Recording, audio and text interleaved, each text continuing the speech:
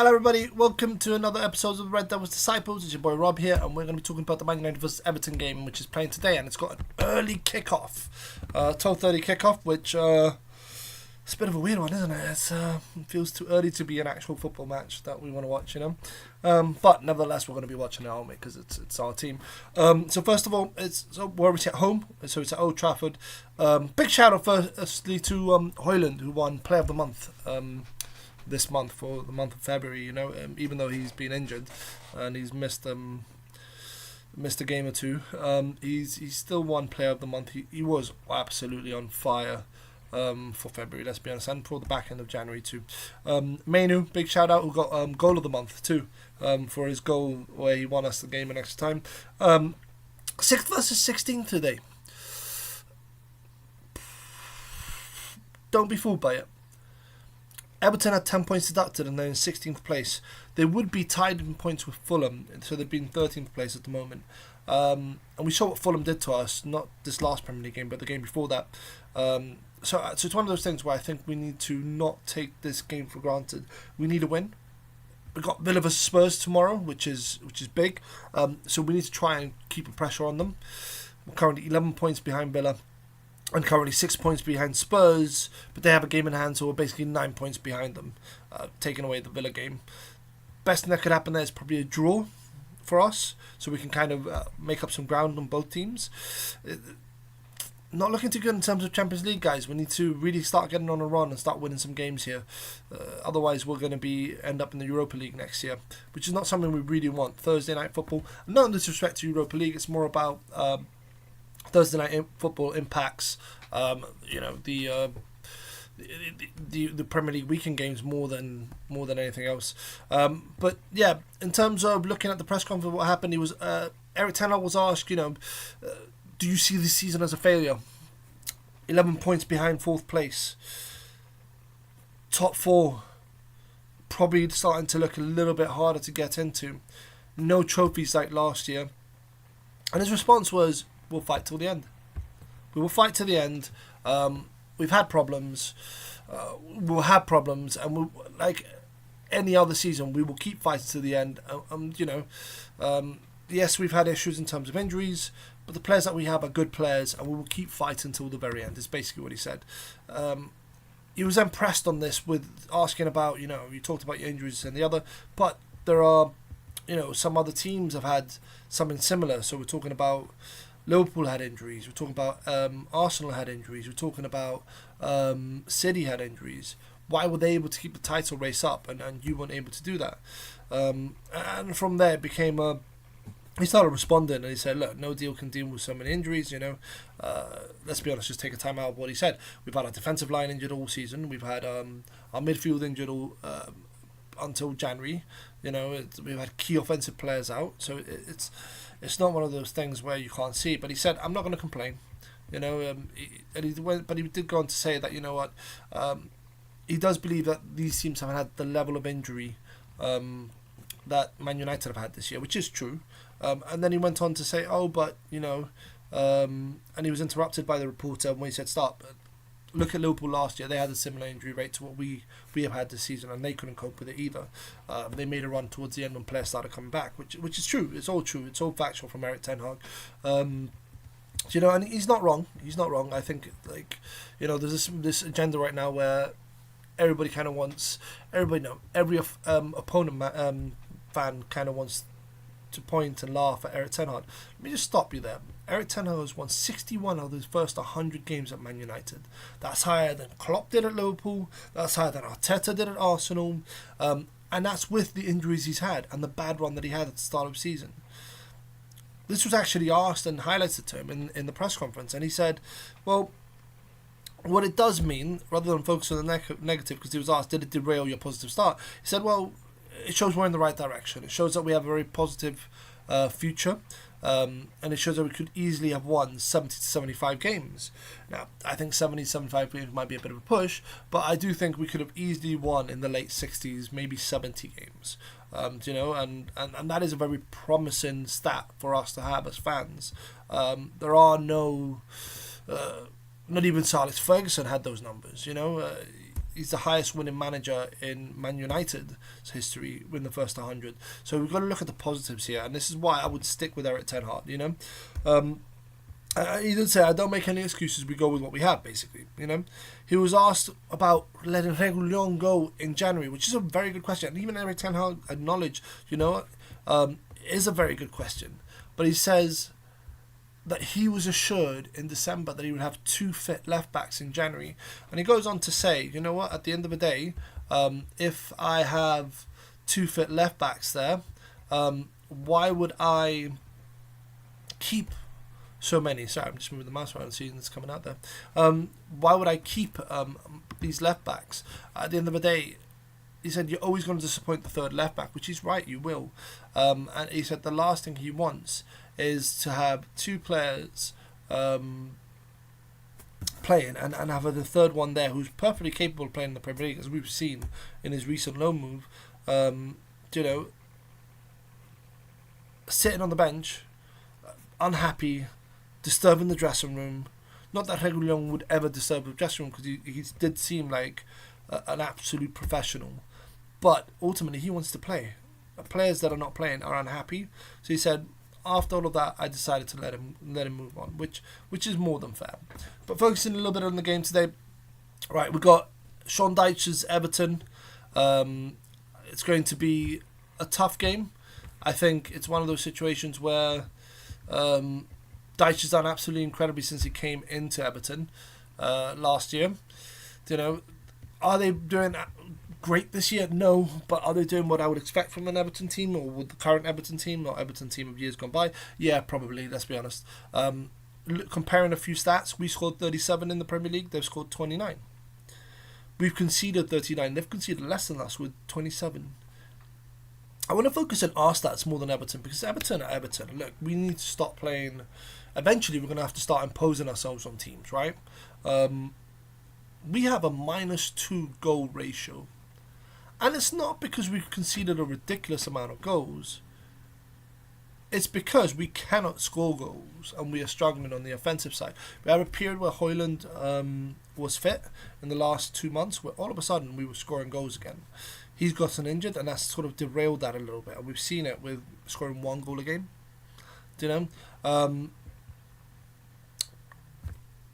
Everton have failed to win any game in their last 10 Premier League games.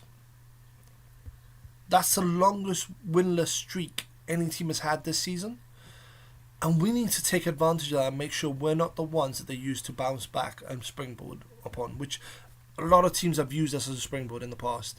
Having said that, United have lost their last 2 Premier League games, including a game against Fulham, who would be tied on points with Everton if Everton didn't have those 10-point deduction. They like to play quite a defensive-minded approach, shall we say. When they're in possession, they'll go 4-2-3-1, which is quite a defensive, can be a defensive formation the way they play. And then when they are defending, they go to a very compact 4-4-2 with creating blocks between the defenders and midfielders, not allowing anyone to break into those blocks. So they're quite a zonal team.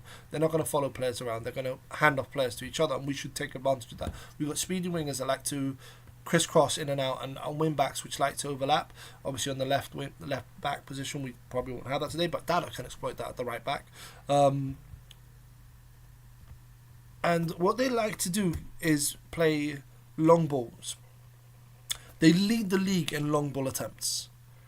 Now, we should be wary of that, and we should have an understanding of that, but at the same time, we know that we are one of the top teams in terms of pressing up, in terms of tackles in the final third, or final third, front third, whatever, the attacking third, whatever you want to call it. But those long balls can nullify that. So we need to be conscious that we don't get caught on the counter-attack here with the long ball over the top. And then so it's not like we have speedy defenders at the back at the moment either.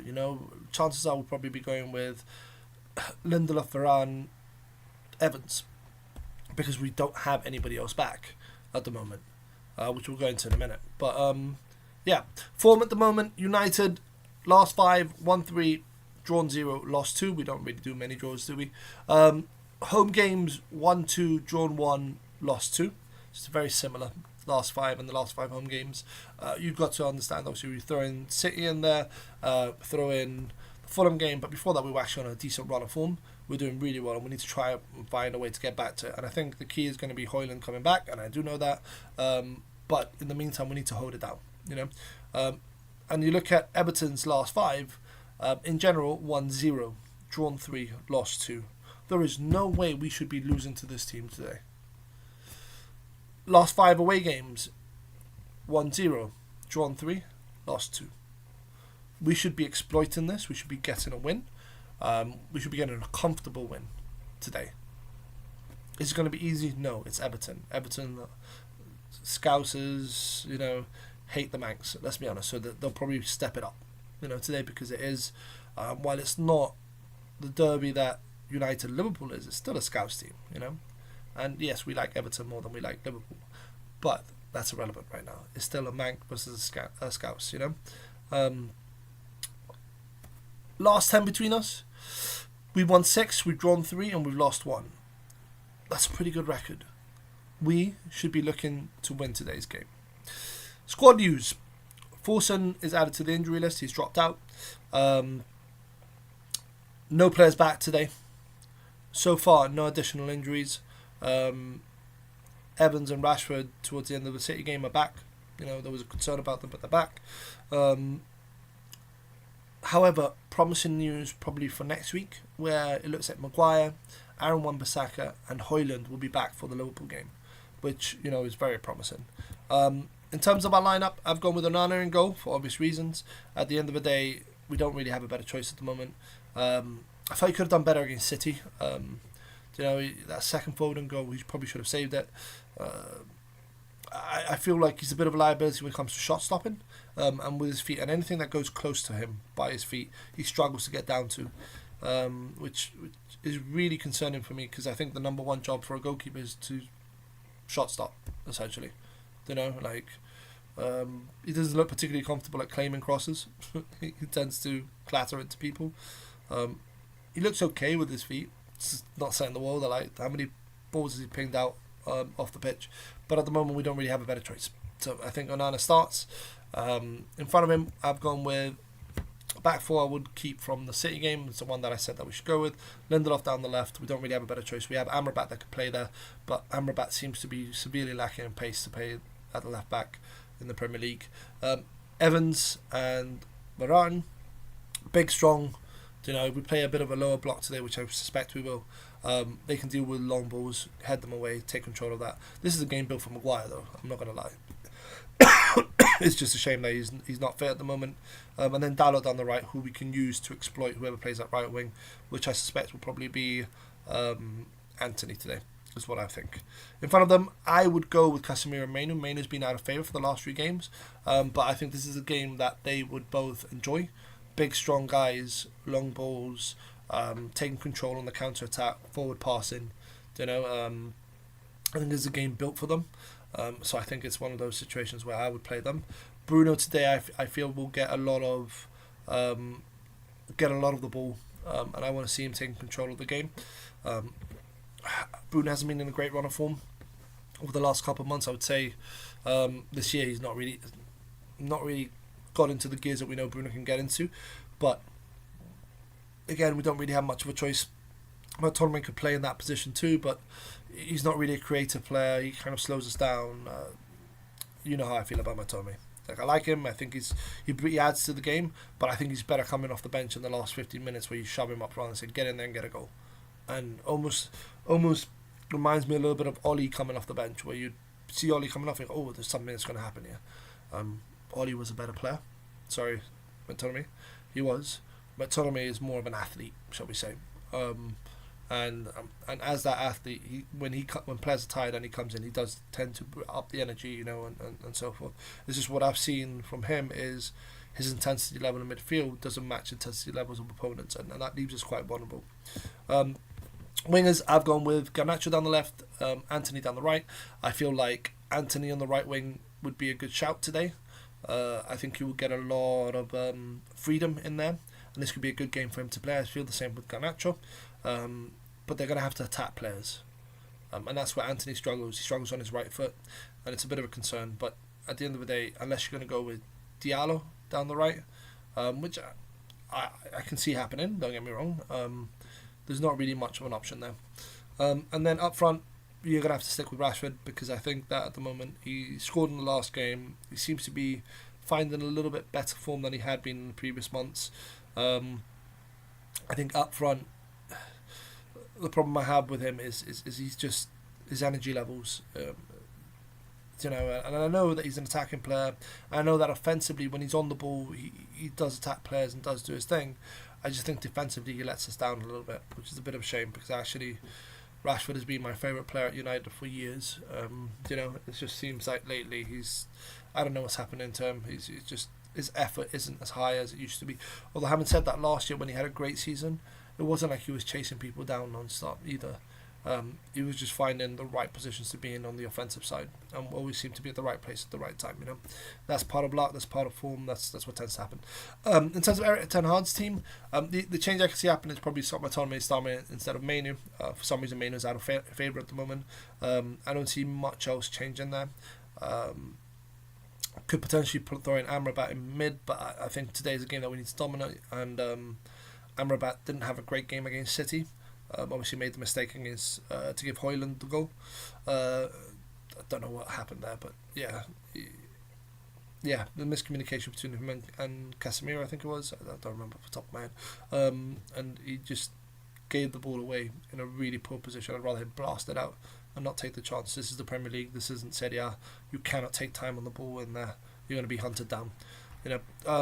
In terms of the game itself, I suppose my concern is that at home we struggled.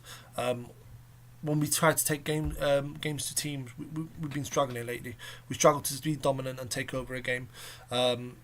Everton, however, on quite a poor run of form, and we should really be trying to exploit that, trying to get a few goals in there, get our our goal correlation up from -2, a goal difference, should I say?